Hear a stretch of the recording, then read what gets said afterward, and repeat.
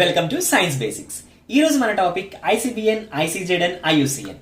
మన ఎన్విరాన్మెంట్ లో different kinds of organisms ఉంటాయని, ప్రతి ఆర్గనిజం కి సైంటిఫిక్ నేమ్స్ ఉంటాయని, ఆ సైంటిఫిక్ నేమ్స్ ని పెట్టే ప్రాసెస్ ని కూడా ప్రీవియస్ క్లాస్ లో ఎక్స్ప్లెయిన్ చేయడం జరిగింది. మరి ఇప్పుడు ఆ సైంటిఫిక్ నేమ్స్ ని కనుక మనం క్లియర్ గా అబ్జర్వ్ చేస్తే కొన్ని డిస్టింక్ట్ పాయింట్స్ అండ్ రూల్స్ ని మనం అబ్జర్వ్ చేయొచ్చు. అవేంటో చూసేద్దామా? ఫస్ట్ పాయింట్, సైంటిఫిక్ నేమ్ లో ఉండే ఫస్ట్ వర్డ్ అనేది జీనస్ నేమ్ అయి ఉండాలి. సెకండ్ వర్డ్ అనేది స్పీషీస్ నేమ్ అయి ఉండాలి. సెకండ్ పాయింట్, జీనస్ నేమ్ అనేది నౌన్ అయి ఉండాలి. స్పీషీస్ నేమ్ అనేది యాడ్జెక్టివ్ అయి ఉండాలి. థర్డ్ పాయింట్, జెనరిక్ నేమ్ రాసేటప్పుడు స్టార్టింగ్ లెటర్ అనేది ఎప్పుడు కూడా క్యాపిటల్ లెటర్ లోనే రాయాలి. స్పీషీస్ నేమ్ రాసినప్పుడు స్టార్టింగ్ లెటర్ స్మాల్ లెటర్ లో రాయాలి. ఫోర్త్ పాయింట్, ఏవైతే సైంటిఫిక్ నేమ్స్ ఉన్నాయో సైంటిఫిక్ నేమ్స్ అన్ని కూడా లాటిన్ ఫామ్ లో మాత్రమే ఉండాలి. ఫిఫ్త్ పాయింట్, సైంటిఫిక్ నేమ్స్ ని రాసేటప్పుడు కంపల్సరీ వాటిని అండర్లైన్ చేయాలి.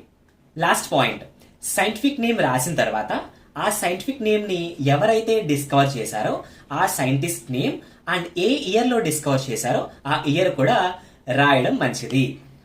ఈ రూల్స్ అన్ని కూడా ఎవరు చెప్పారు అంటే మన సైంటిస్ట్ కిరులస్ లినియస్ బైనామియల్ నామినిక్లేచర్ ని ఎక్స్ప్లెయిన్ చేస్తున్నప్పుడు చెప్పడం జరిగింది.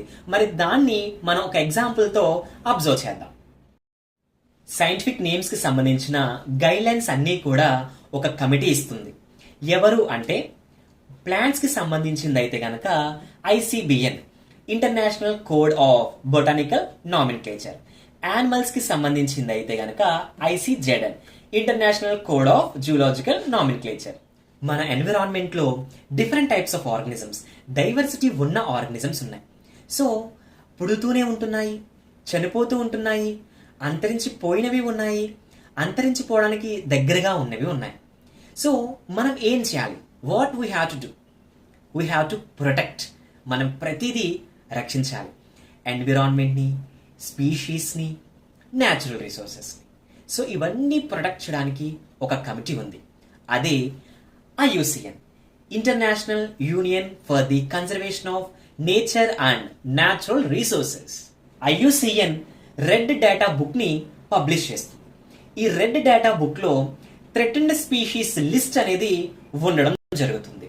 ఈ రెడ్ డేటా బుక్ కోసం నేను తర్వాత వీడియోలో డిస్కస్ చేస్తాను. ఈ ఐసిబిఎన్, ఐసిజెడ్ఎన్, IUCN టాపిక్ కనుక మీకు నచ్చినట్లయితే వీడియోని లైక్ చేయండి. మీ ఫ్రెండ్స్ కి తెలియడం కోసం వీడియోని షేర్ చేయండి. మీకు ఏ టాపిక్ అయితే కావాలో ఆ టాపిక్ కామెంట్ బాక్స్ లో చెప్పి నా ఛానల్ ని సబ్స్క్రైబ్ చేయండి. Thank you.